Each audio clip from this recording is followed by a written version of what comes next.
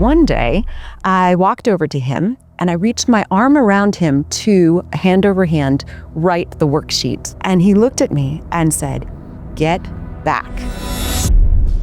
I kept people in a blind study, so to speak.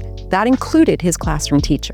He did the 2-week intensive, did not tell her what we were doing, just said, "We'll be out of town for the first week of school." So at the tail end of the meeting, once we had signed all the paperwork, I said to the teacher, "So I'd love to hear about how Theo is performing in your classroom."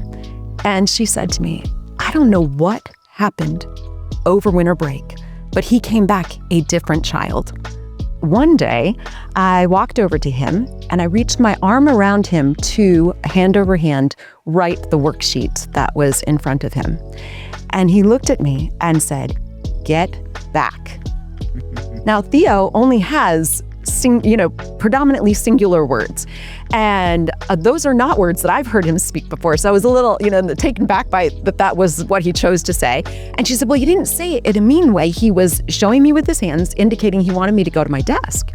And she said, "So I thought, I'll give him a minute and see what happens." So I sat at my desk and I was trying to see around to see and he was doing something, but I couldn't see over his shoulders. She said, "So I got up and I walked around I did a loop around, a circle around the classroom.